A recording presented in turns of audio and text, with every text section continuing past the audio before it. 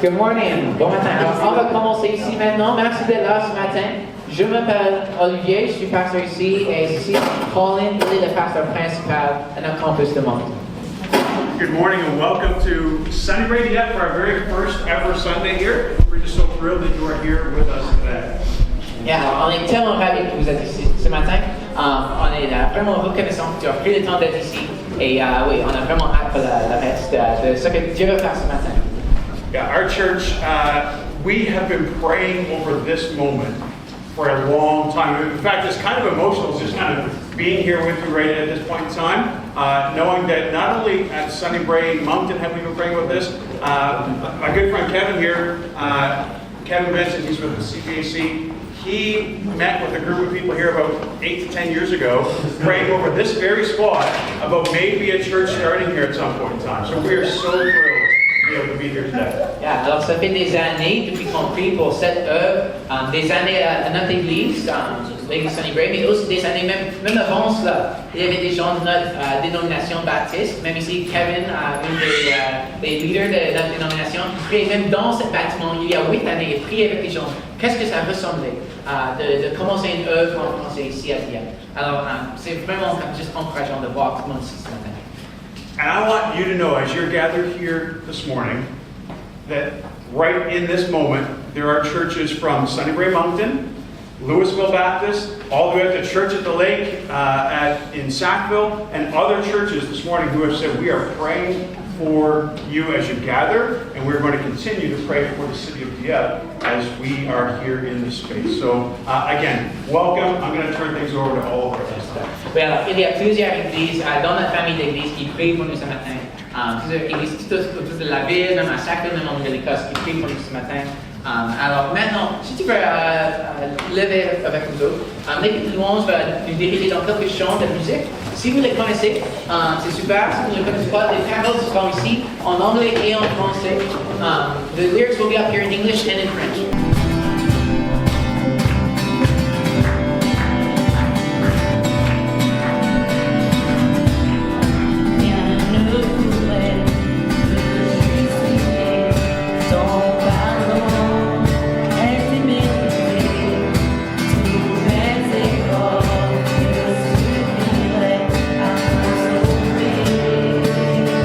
C'est pas ta grâce seule que je suis parmi.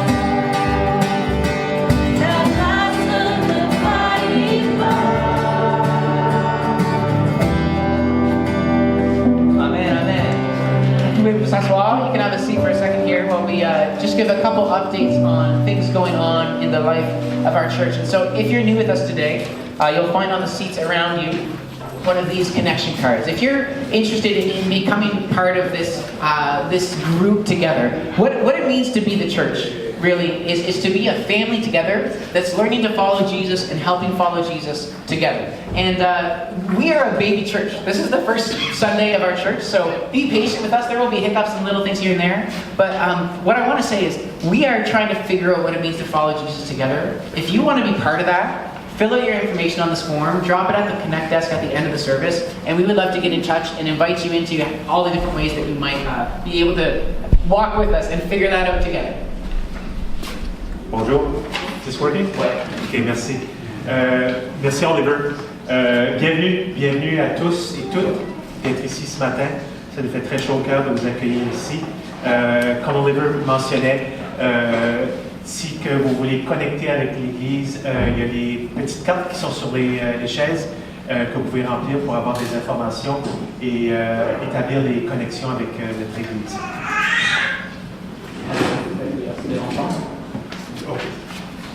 Alors, pour ce qui est des enfants, ils sont bienvenus bien sûr au service.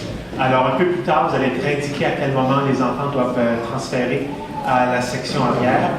Donc, on va vous indiquer ça dans quelques instants pour le transfert des enfants à la garderie.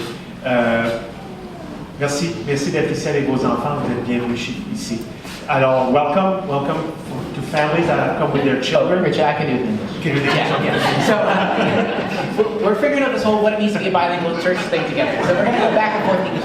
So families with kids this morning, your kids are totally welcome to be here in the service. Even if you've got young kids, there's a spot in the back for parents with young kids to sit through the whole service. Partway through the service this morning, after all the songs are done, the elementary age and preschool age, age 2 up to grade 5, will go across the hall to the other room for kids programming over there. So we'll let you know in a few minutes when that time is. Next announcement. On this Wednesday, if you want to just talk more about faith, if you have questions about anything or you have any kind of questions you would want to ask me as a pastor, meet me at Boulangerie Tony between noon and 2. Come on your lunch break. I would love just to talk about Jesus or the Bible or faith or whatever. So that's just an open invitation. I'll be there working on my computer. If you want to come and talk for a bit or talk the whole 2 hours, you're welcome to come and meet me then. Alors, ce mercredi, Oliver va être à la boulangerie Tony à midi, de midi à 2 heures. Si vous voulez le rencontrer, avoir des discussions avec lui sur notre Église et sur votre foi et votre relation avec Jésus, vous êtes bienvenus de vous joindre à Oliver ce mercredi de midi à 2 heures à la boulangerie Tony à Dieppe.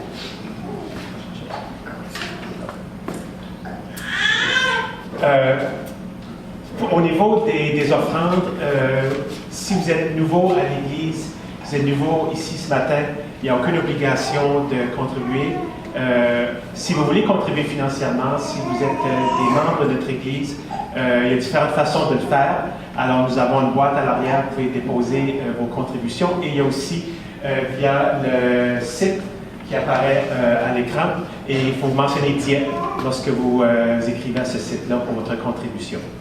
Yeah, so if you're just exploring Jesus this morning, we don't need to feel any pressure to give financially, but for those of us who are Christians, who are part of this particular church, trying to reach people in this neighborhood together, what we do is we pool our resources, we pool a portion of our income, and put them together to be used for things like renting this building, and for buying food for events, and all kinds of different things. And so if you would like to join in what we're doing here financially, there's a couple ways you can give. There's an offering box at the back that you can give physically with like checks or money if anyone has that anymore.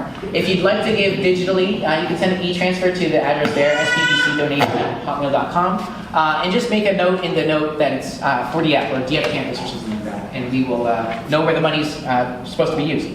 The last thing I want to mention this morning is a course called Alpha. The Alpha course is designed for people to explore faith.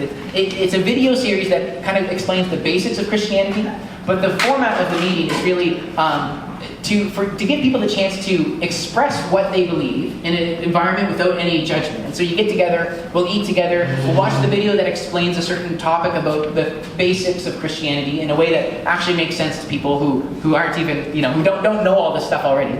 But then afterward, when you have the discussion, everyone's free to say whatever they want and disagree. And someone asked me, I was talking to someone about this, they said, so is it like a debate? And I was like, no. So the ground rules are, like, if someone says, I totally disagree with that, and I think this and that, you can say, well, I totally disagree with you. But you don't say, this is why you're wrong. Like, you don't go after the person and debate them, but you are free to say, I don't believe that at all. I actually believe all of this. And so it's really just a space for people to figure out and process together, what do I actually believe about these big questions about God and Jesus and meaning and faith. And so I would love to see you come out to that. There's cards in the back. If you want to, write down your name and email. I can send you more information. It's going to be at my house starting next Tuesday. Or if you want to invite a friend, there's cards at the back that you can give the information to invite a friend. There's a little spot to put their name on it.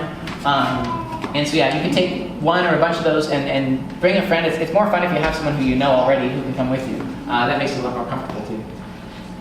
Alors, quelques paroles au sujet du programme Alpha. Alors, le programme Alpha, c'est des occasions de rencontres pour avoir des discussions, des belles et de bonnes discussions sur la spiritualité, la relation avec Jésus, la relation avec Dieu.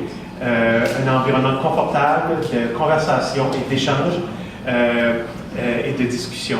Alors, il y a des cartes à l'arrière pour ceux qui veulent avoir des informations sur le programme Alpha.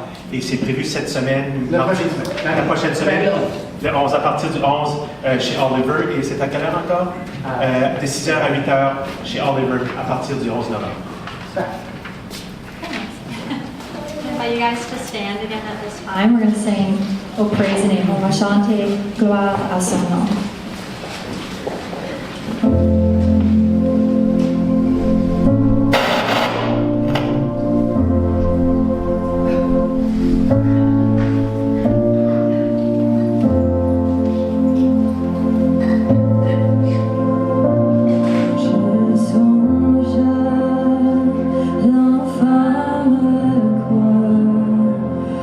Jésus fut meurtri pour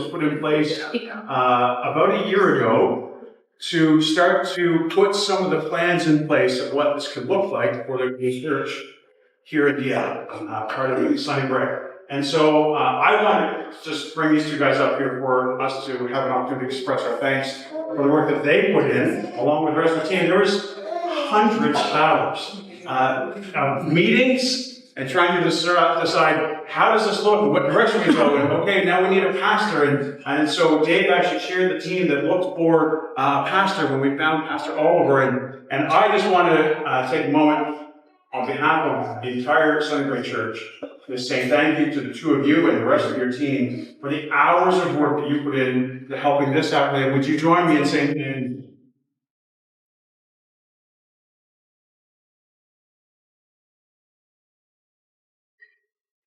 One of the things that will happen as this church grows, as we go on the next number of weeks and months, is that there's going to be an identity that gets formed here. You're going to form an identity that is Sunnybrook. What's that mean? What's that look like? And yet at the same time, we know that we're part of something bigger. We're part of another church, Sunnybrook Moncton, and together we make Sunnybrook Church. And there's a few things that you will hear a lot about in the days ahead. You're going to hear about a church who has a mission. And that mission is to see people become fully committed followers of Jesus Christ. You're going to hear about a church that has developed what we call the blueprint of what that looks like to live out that mission. It's people who are growing deep in their faith in Jesus and growing wide and going to share their faith with others. And people have close relationships among the body, among the folks who are here, and people who love to come together and serve Jesus together. You're going to hear a lot about those. You're going to hear a lot about what we call our DNA, ways in which we want to live as we carry out this mission. You're going to hear about things like we are close but not closed, meaning we love each other, and that's, I think, one of the key aspects of this church in Dieppe is that people need to see that we love each other. And we are just here to care for each other and lift each other up, support each other, encourage each other. We're close, but we are not closed. We want to welcome people into that fellowship that they can experience the same things. You're going to hear about a church that loves to smile and laugh a lot. You're going to hear many things that make up the DNA of who we are. But probably what you will hear the most of over the coming weeks is the vision that is actually going to be part of birthing this church here today. And I use that term birthing, Oliver referred earlier that we're kind of a baby church. And that's exactly what we are. There's going to be some growing pains along the way, but the vision that's birthed this is this. That as we continue to trust in God, He will continue to pour into us a joy and a peace and a hope that overflows into the community around us. And, there's a couple things I just want to kind of draw out that as you start here that I think are just so important. It says the word continue is in there twice. As we continue to trust in God, He will continue to pour into us. I think it's really important to know that while we're a baby church, this church is birthed on many people who have continued to trust in God for many, many years. Last week at Sunnybrook Moncton, one of the folks who was here this morning gave a bit of a testimony, sharing how for 50 years he's been praying for a church in Dieppe. And many people have joined him in that prayer. And God has been faithful in responding to many people over the years. And we know that God is faithful and just. And we see some of that even playing itself out here today. So, as we continue, God will continue. And then, of course, there's this move to talking about the joy and the peace and the hope.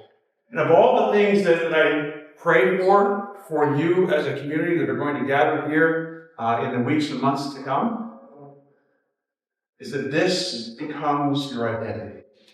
That people who God is pouring joy and peace and hope into you, and that it's evident from the moment somebody walks in these doors, or from the moment that they see you walking down the street in your neighborhood, that there is something special, that there's a joy and a peace and hope that God has poured into you, and it is overflowing out of you into the community around you. I want to be very clear when I say that I believe, the city of Moncton and the city of Dieppe are in desperate need of the joy and the peace and the hope that only Christ can give. You here today have a very special message that has been given to you in both French and English to share with our community.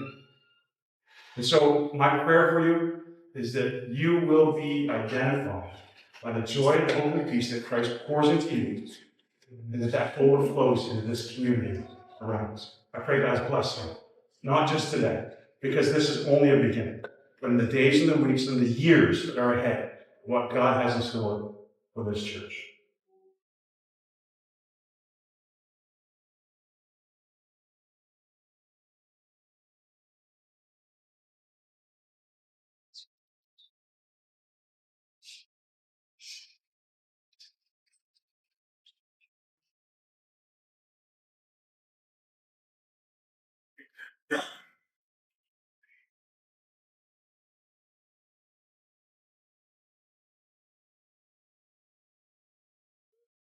Nous allons à présent lire la parole de Dieu.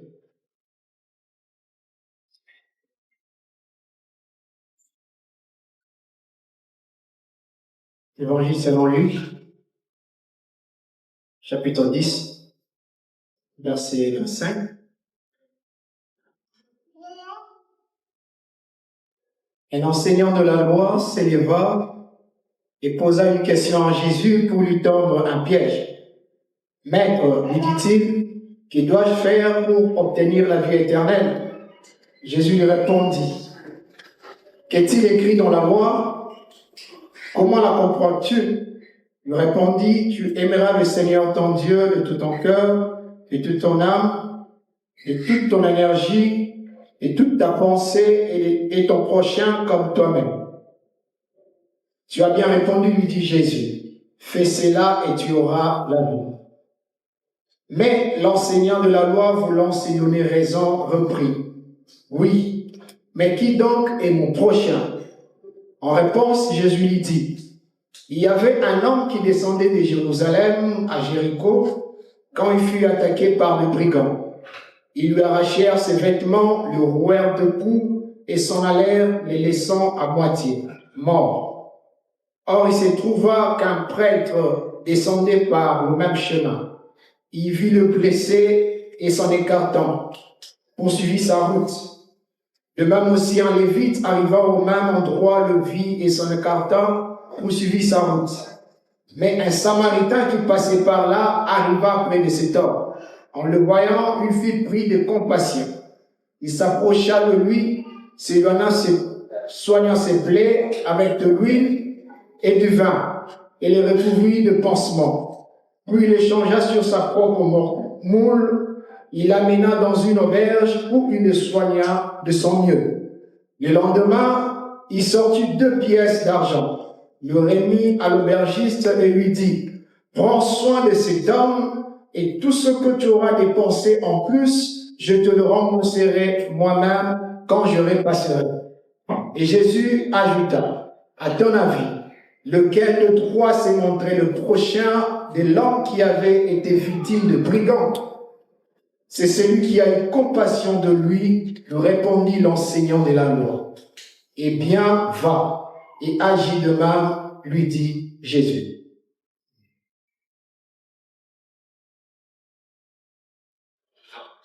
Love us to hear the word of our God.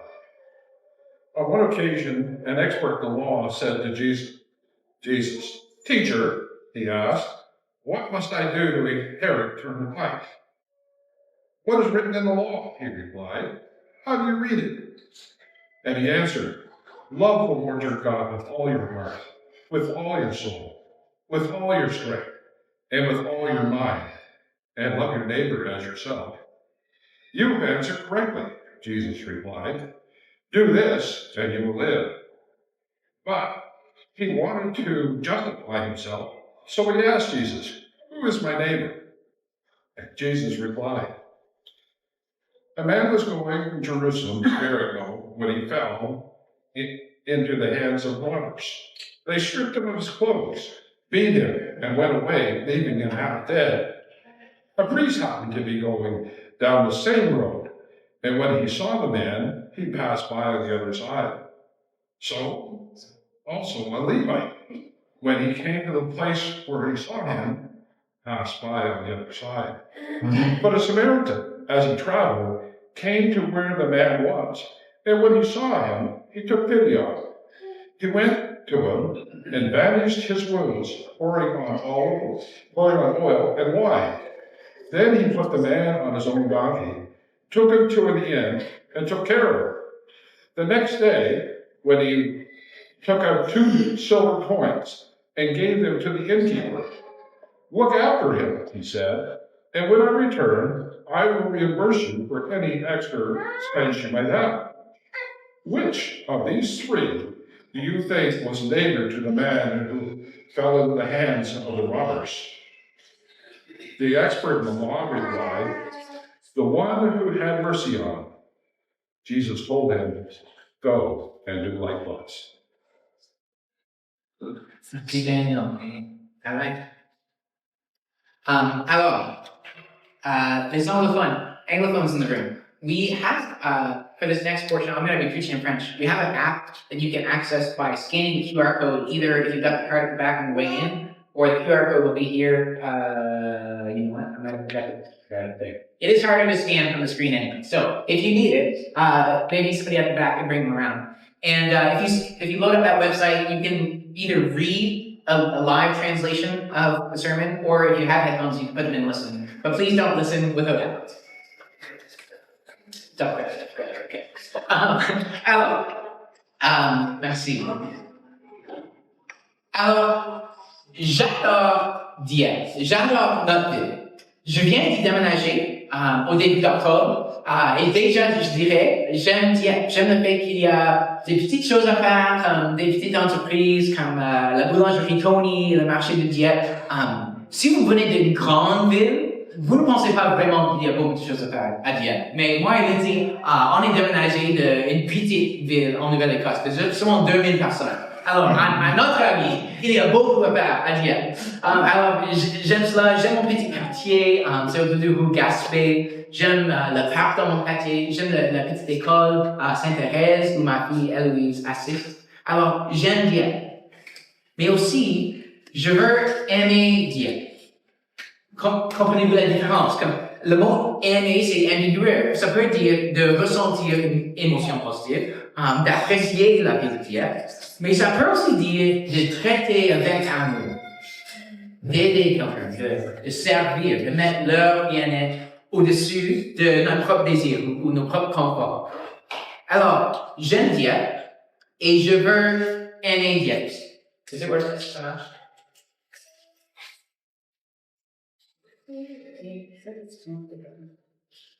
Regular TV. Okay, so I see the on the months. If it's not working, they will sort it out in a second. Alors, oui, alors, j'aime bien, mais je veux aussi j'aime bien, parce que la chose que, en tant que chrétien et en tant qu'église, nous tous ensemble, on est appelés d'aimer là où on habite. À cause que Dieu aime le monde. Et si on veut suivre Dieu, si on le suit, on devrait aimer là où on habite, on devrait aimer le monde. Et nous autres, nous sommes commissionnés de présenter au monde ce que Dieu se ressent. Qu'est-ce que Dieu se ressent devrait, comment nous avons l'air dans notre communauté. On devrait présenter dans nos comportements et nos paroles et incarner l'amour de Dieu pour les gens du monde qui nous entourent. Alors, dans cette prochaine portion de la service, si vous êtes nouvelle à l'église, je vais faire ce qui s'appelle une prédication. Alors, c'est quoi une prédication, certainement? C'est un discours basé sur les Écritures. Alors, ce n'est pas juste les pensées du prédicateur, c'est pas juste mes opinions. Ça pose la question, qu'est-ce que Dieu a envie de communiquer aux humains à travers ses paroles dans la Bible? Qu'est-ce que Dieu avait envie de communiquer à l'audience originelle de la Bible? Parce que ce sont des documents anciens, des lettres écrites aux communautés anciennes. Alors, il y avait une audience là. Et même si on n'est pas l'audience originelle de ces documents, Dieu veut encore communiquer avec nous à travers ces documents dans la Bible. Alors, qu'est-ce qu'il veut nous dire à travers ces textes dans la Bible aujourd'hui? Un sermon aussi n'est pas juste la théologie, c'est pas juste l'explication du texte, mais ça comprend aussi de l'application. Comment est-ce que ce texte impacte nos vies aujourd'hui? Ça devrait être pratique. Le christianisme n'est pas juste un système de croyance, c'est une manière de vivre. On ne suit pas une confession de théologie, on suit Jésus.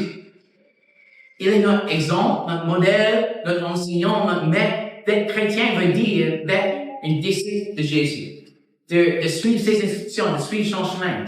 Et ce n'est pas juste comme une liste de faites ci et faites pas cela. Le christianisme, c'est une relation avec Jésus. Il nous dirige et il nous pardonne quand nous souffrons. Bon. Il n'est pas juste un exemple, un standard loin, mais il est un ami et une part qui chemine avec lui. Il est entraîneur et un frère. Alors, c'est cela. Une prédication devrait être basée sur les Écritures. Elle devrait être pratique, mais aussi elle devrait être centrée sur Jésus. Alors, dans la prochaine mois, on va suivre une série de prédications qui s'appelle « Aimez où vous vivez ». Une série de sermons, et dans cette série, on va discuter de qu'est-ce que ça ressemble une vie d'amour envers ceux qui nous entourent, envers notre ville, envers nos voisins. On va examiner 5 histoires dans la vie de Jésus où il enseigne à propos de l'amour, où il démontre l'amour, où il redéfinit qu'est-ce que l'amour et qui est-ce qu'on est supposé d'aimer. Parce que, comme j'ai dit au début, si on veut suivre le Dieu qui aime le monde, on devrait aimer le monde, nous aussi. Alors, ce texte qui a été lu, ce premier texte s'appelle l'histoire du bon Samaritain. Alors, un petit résumé, il y a un expert de la loi, alors c'est la loi de l'Ancien Testament, la loi que Dieu a donnée à Moïse. Il vient à Jésus pour poser une question. Mais le texte ne dit pas que c'est une question honnête qui cherche la vérité. Mais la motivation de l'expert, c'est de tendre un piège à Jésus. Et puis, en verset 29, ça dit, l'expert pose une suivi et Dieu, la Luc indique que sa motivation, c'est de se donner raison, de se justifier. En verset 29, ça dit, mais l'enseignant de la loi, voulant se donner raison, reprit, oui, mais qui donc est mon prochain? L'enseignant de la loi avait apparemment une certaine interprétation de qui était son prochain et il voulait justifier comment il agissait. Ce qu'on doit comprendre, c'est que dans cette époque-là, les Juifs avaient une identité ethnique très forte. Ils étaient un peu opprimés par les Romains, un peu colonisés, donc ils avaient, et c'est compréhensible, une forte attitude de nous et eux, de notre peuple et les autres. Donc, ils ont défini leur prochain comme les autres Juifs. Et peut-être même, souvent les Juifs du même statut social, statut économique. Alors, son prochain n'était sûrement pas les Romains occupants, mais aussi les Samaritains étaient un autre groupe ethnique que les Juifs méprisaient. Les Samaritains n'étaient pas les oppresseurs des Juifs, comme les Romains, mais ils étaient considérés comme un type de métis. Les Assyriens et les Babyloniens ont conquis l'Israël des centaines d'années avant Jésus. Ils ont déporté les Juifs et ils ont amené d'autres groupes de personnes pour repeupler la région d'Israël. Et les Samaritains sont le peuple mixte qui s'est développé. Donc, les Juifs les voyaient comme impurs, comme mixtes, et pas des vrais descendants d'Abraham. Et les Samaritains aussi ne suivaient pas la loi de Moïse correctement selon les Juifs.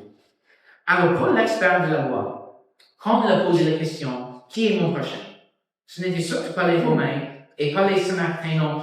Pour l'expert de la loi, voilà comment il interprétait ce commandement d'aimer son prochain. Qui est mon prochain? Ceux qui sont comme moi, essentiellement. Les Juifs, les bons Juifs, qui suivent la loi. Et dans mon statut social et économique, ceux-là sont mes prochains. Et donc, il a posé la question à Jésus, voulant faire justifier son comportement, son interprétation. Voulant justifier une limitation de l'obligation d'aimer les autres. Souvenez-vous quand on discute aujourd'hui de aimer où vous vivez. L'expert de la loi voulait garder une frontière limitée de personnes dont il avait besoin d'aimer. Alors, lorsqu'on discute d'aimer où vous vivez, check ton désir, vérifie ta motivation. Comment veux-tu que Jésus réponde? Est-ce qu'il y a des groupes de personnes? Tu espères que Jésus te donne une excuse de ne pas aimer? Est-ce qu'il y a un groupe ethnique ou un groupe socio-économique ou un groupe linguistique, un groupe religieux ou quoi que ce soit? Vérifions nos cœurs. Est-ce qu'il y a un groupe de personnes qu'on veut limiter et exclure de notre définition qui on devrait aimer? Et je veux être honnête, comme pour moi aussi, c'est plus facile d'aimer ceux qui sont comme moi. C'est tout naturel de bâtir les amitiés avec les gens qui sont de mon statut socio-économique. Alors, cette prédication n'est pas juste pour vous autres, c'est pour moi aussi. Je ne suis pas comme un chrétien parfait en train de vous juger comme vous n'aimez pas le prochain. C'est pour moi aussi. Jésus me confronte aussi avec cet enseignement. Alors, vérifions nos cœurs. Est-ce qu'il y a de grosses personnes que je veux limiter et exclure de ma définition de qui je devrais aimer? Qui est mon prochain? Alors, comment répond Jésus? Il raconte une histoire. Il y avait un homme qui voyageait de Jérusalem à Jéricho.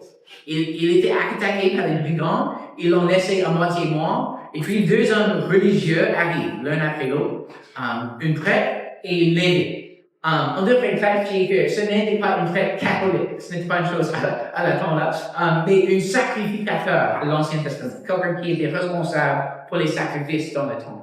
Et une lévite, c'est un homme qui vient de la tribu de Lévi, c'est-à-dire aussi un homme religieux qui avait des responsabilités dans le temple, mais pas un sacrificateur.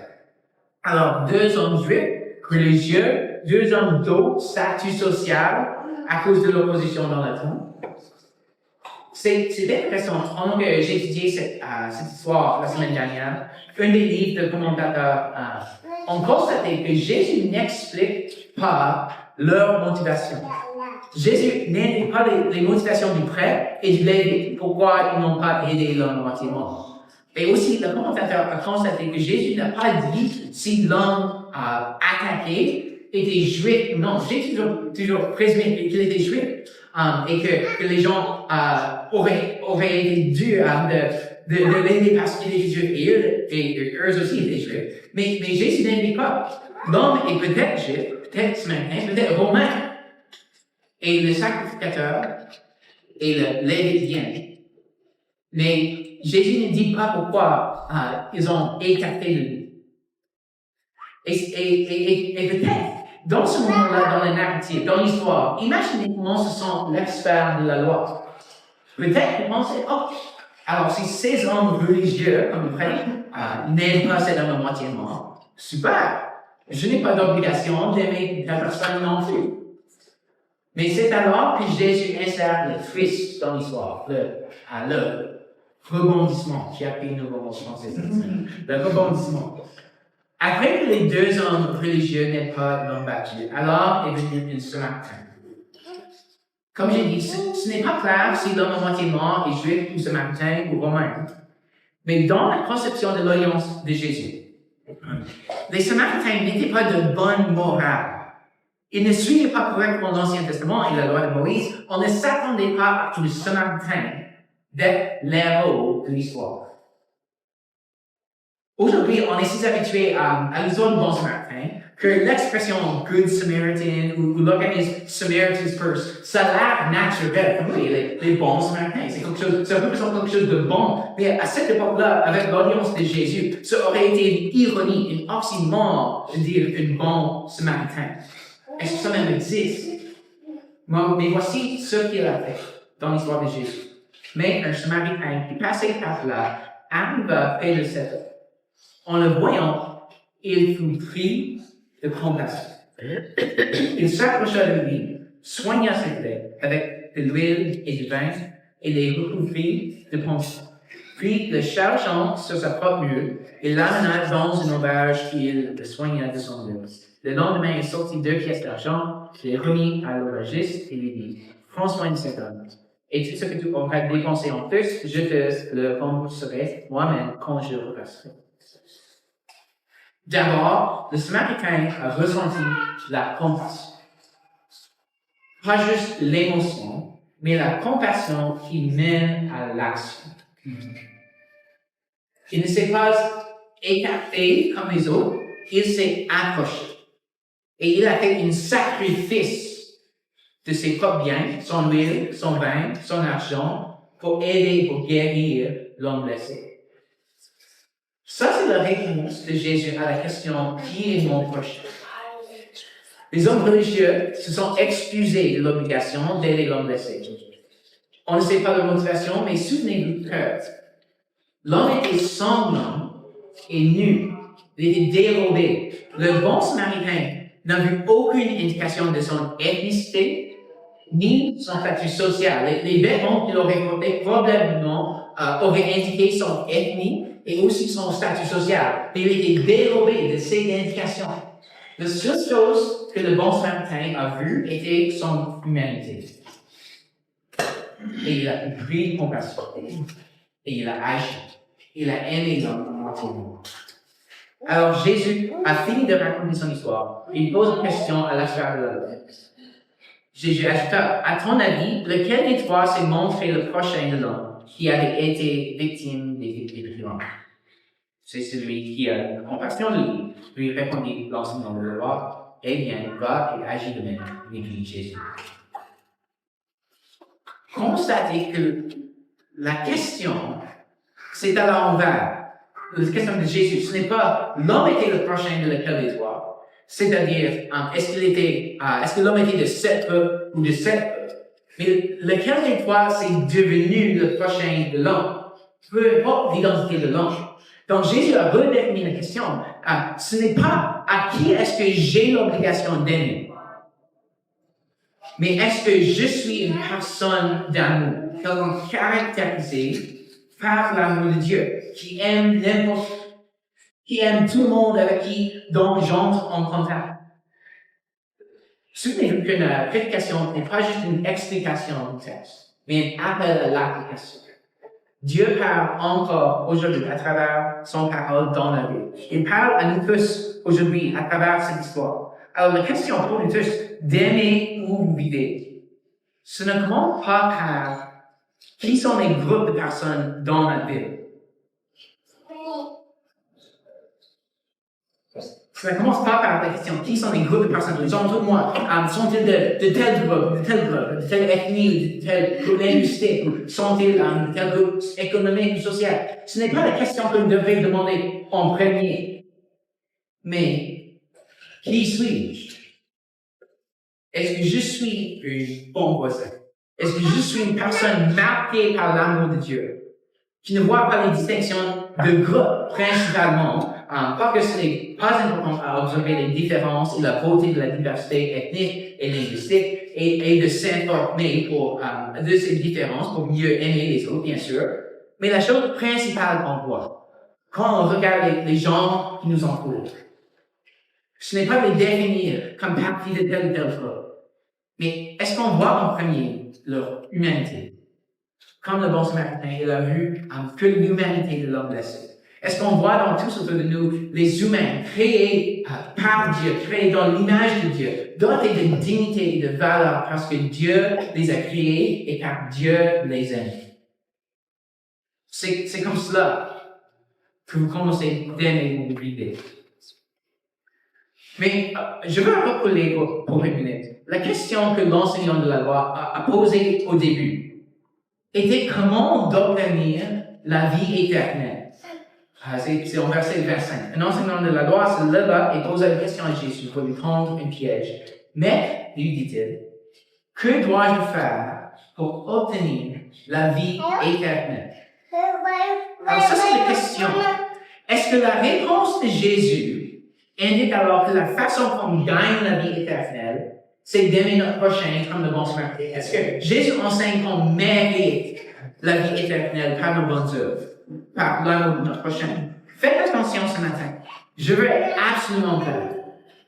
La Bible nous enseigne qu'on ne peut pas mériter la vie éternelle. C'est dit dans la lettre d'Éphésiens, chapitre 2, verset 8 à 10. C'est dit, car c'est par grâce que vous êtes sauvés, par le moyen de la foi. Cela ne vient pas de vous, c'est un don de Dieu.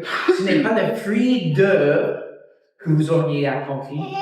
Personne n'a donc de raison de se vanter. Ce que nous sommes, nous le devons à Dieu, car notre union avec Jésus-Christ. Dieu nous a créés pour une vie de riche bonne, qu'il a préparée à l'avance afin que nous les accomplissions. Alors, on ne gagne pas la vie éternelle par les œuvres. Mais alors, comment est-ce que cela s'accorde à ce que Jésus a enseigné? Comment Jésus a répondu? L'enseignant de la loi, il a posé la question de comment obtenir la vie éternelle. Et Jésus lui répondit. Qu'est-il écrit dans la loi? Comment le comprends-tu? Il lui répondit, tu aimeras le Seigneur ton Dieu de tout ton cœur, de toute ton âme, de toute ton énergie et de toute ta pensée et ton prochain comme toi-même. Jésus dit, tu as bien répondu, fais cela et tu auras la vie. Et c'est après cela que l'enseignant de la loi a posé son question à propos de son prochain, parce qu'il voulait se justifier. C'est un mot très important dans le christianisme, d'être justifié, d'être déclaré innocent en avant de Dieu. Il demande comment obtenir la vie éternelle, mais là, il veut limiter la définition de son prochain. Il veut se justifier avec une définition limitée. En effet, il demande quelles sont les exigences minimum pour obtenir la vie éternelle. C'est quoi la moindre que je dois faire pour obtenir la vie éternelle? C'est la mauvaise question. Puis il répond avec audace quand Jésus lui demande qu'est-ce qu'il est écrit dans la loi. Il répond avec audace que la loi dit d'aimer Dieu de tout ton cœur, de toute ta vie, de tout ton être. Mais c'est quoi le minimum que je dois faire? C'est la mauvaise question. Il ne compte pas compris du tout qu'est-ce que Dieu cherche. Dieu veut qu'on l'aime de tout notre cœur, de tout notre être. Il veut une relation d'amour avec nous, en tant que ses créatures. La passage que j'ai lu dans Éphésiens utilise le mot la foi pour exprimer cette même idée, de mettre notre foi en Dieu pour le salut, de mettre notre confiance en lui, de lui donner notre allégeance, de l'aimer plus que toute autre chose dans la vie. C'est cela ce que Dieu cherche. Il ne veut pas qu'on essaie de se justifier, parce qu'on ne peut pas. On doit reconnaître qu'on est pécheur et lui demander le pardon. Moi aussi, je suis pécheur. Je n'ai pas toujours aimé Dieu avec tout mon cœur, avec tout mon être. Je n'ai pas toujours aimé mon prochain, comme le bon Samaritain. On ne peut pas se justifier. Mais ce n'est pas ce que Dieu cherche. Il cherche qu'on reprenne, qu'on tourne de nos péchés et qu'on dit, Dieu, je ne veux plus faire, je veux aimer les autres au lieu d'être égoïste. Je veux t'aimer avec tout mon être. Dieu, je t'aime plus que mon péché. Je ne veux plus faire cela. C'est cela que Dieu cherche. C'est cela la récompense. Les cœurs qui l'aiment plus que tout. Alors, dans une manière, comme j'ai expliqué au début, dans une manière, le bon Samaritain est un modèle pour nous d'imiter. Bien sûr, il démontre comment aimer notre prochain. Peu importe s'ils sont comme nous ou différents, on devrait nous voir dans le bon Samaritain. Mais aussi, et peut-être plus, on devrait voir Jésus dans le bon Samaritain. Une petite indice sur l'interprétation biblique. On n'est pas l'héros. On n'est pas l'héros de l'histoire. C'est Jésus qui est l'héros de l'histoire. Le bon Samaritain est l'exemple à suivre, bien sûr. Mais aussi le bon Samaritain nous pointe vers Jésus. C'est Jésus qui fut pris de compassion quand il nous voit battus et blessés par le péché. C'est Jésus qui fait du sacrifice pour nous guérir. Pas juste son huile et son vin et son âne et son argent, mais Jésus a donné sa vie pour nous guérir. C'est Jésus qui nous amène à la sauveté. Quand on n'a pas pu aider nous-mêmes, il nous amène à la sauveté. Il a payé notre dette en avance. Toute la dette de notre péché, il l'a déjà payé sur le croix. Alors, comment obtenir la vie éternelle? Si tu es ici ce matin, et auparavant, tu essaies de justifier par des bonnes œuvres, ou peut-être en diminuant les exigences, si tu essaies et tu essaies et tu essaies de justifier, de gagner l'approbation de Dieu, Jésus t'invite ce matin, lâche. Lâche tout ton effort de te justifier. Jésus t'invite. Reçois le pardon gratuitement parce qu'il a payé ton dette. Jésus t'invite. Reçois l'amour de Dieu. Il veut te remplir avec son amour pour que cet amour déborde de ta vie envers les autres, envers ton prochain. Mais tu dois le recevoir en premier. Tu dois laisser Dieu t'aimer gratuitement. Pas à cause que tu es digne, mais simplement par sa grâce. Et puis, tu vas aimer les autres. Puis, tu vas aimer n'importe qui autour de toi, non parce qu'il le mérite, mais à cause que toi aussi, tu as reçu l'amour gratuit de Dieu. Alors, si ce matin, si tu veux répondre à cette invitation de Jésus, de recevoir son amour, de recevoir son pardon, prie avec moi cette prière ce matin, qui est ensemble. Seigneur Jésus, je reconnais que je ne peux pas me justifier. Je n'ai pas toujours aimé mon prochain comme le bon samaritain. Je n'ai pas toujours aimé Dieu avec tout mon cœur. Je suis un pécheur et j'ai besoin de pardon. Mais merci Jésus, tu es mort pour moi.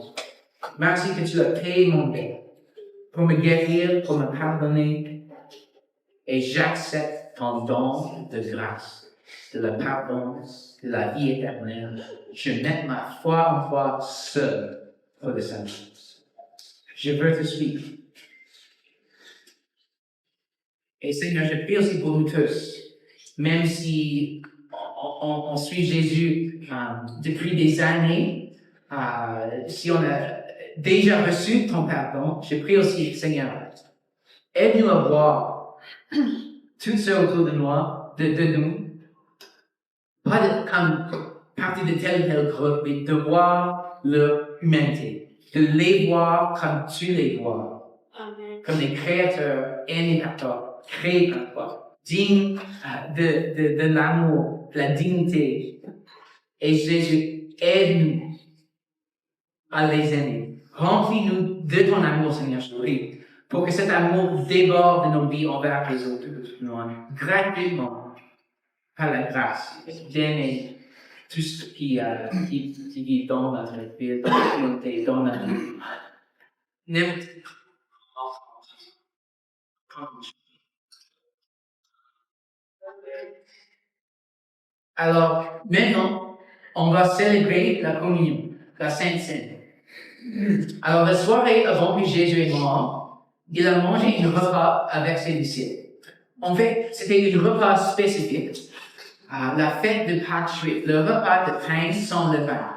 Et pour les Juifs, cette fête célébrée et commémorée quand Dieu les a délivrés d'Égypte, où ils étaient esclaves. Et dans ce repas-là, il y avait différents éléments, mais surtout il y avait du pain sans levain et du vin. Et Jésus a pris ces symboles et cette rite ancienne de comment Dieu a sauvé son peuple. Et il a redéfini. Jésus a dit, cette fête, elle pointe vers moi.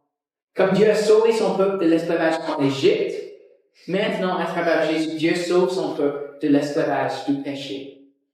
Comme Dieu a fait une alliance ancienne avec Israël, maintenant Dieu a fait une nouvelle alliance avec toute l'humanité à travers Jésus et son nom.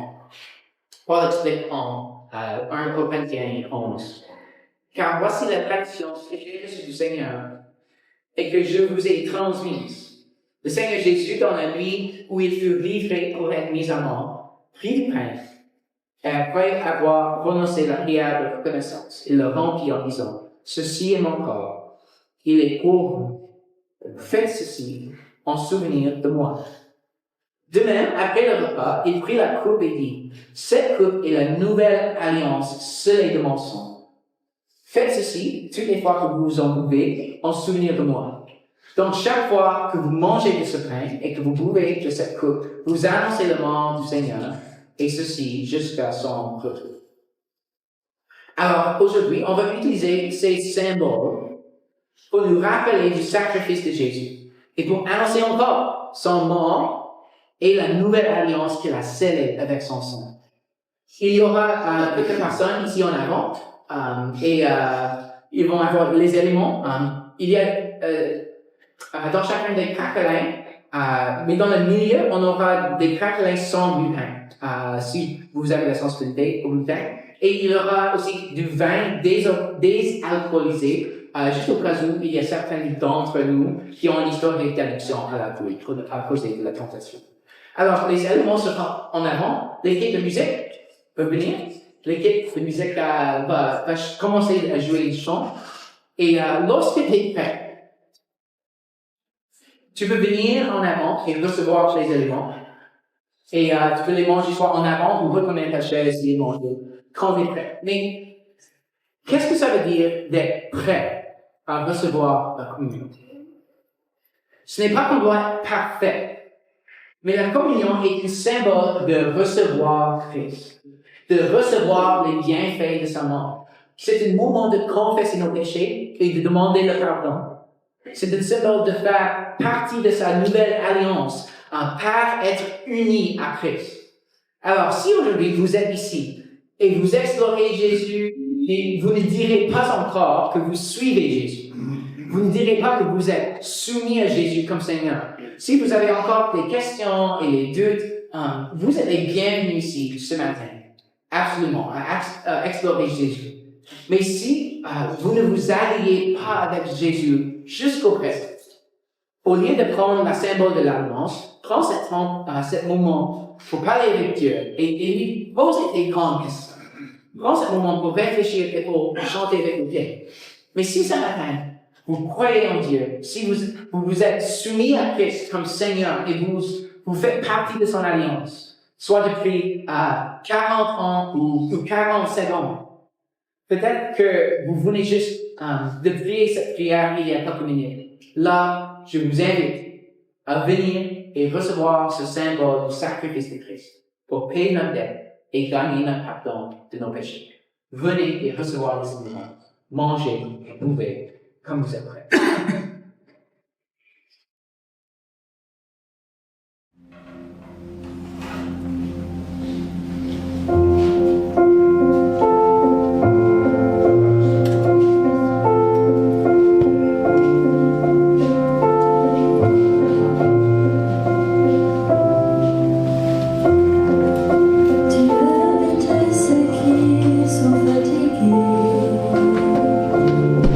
Quand tu changes la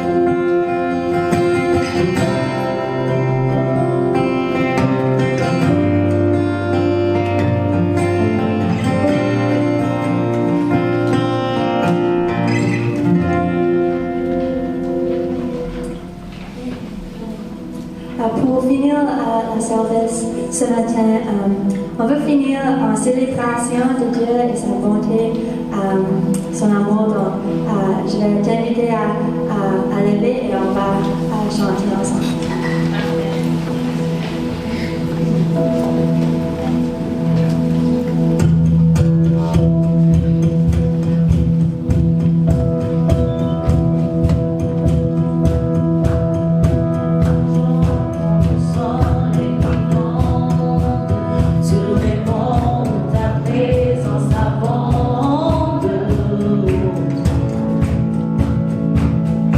Jésus, je te suivrai.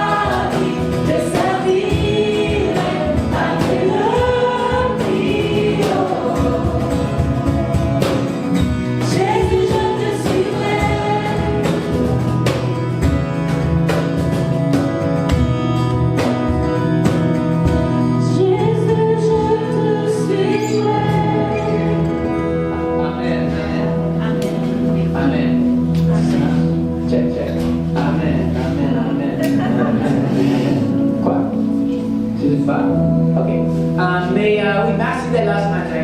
Thank you for being here this morning. C'est vraiment, c'était un matin incroyablement encourageant pour moi.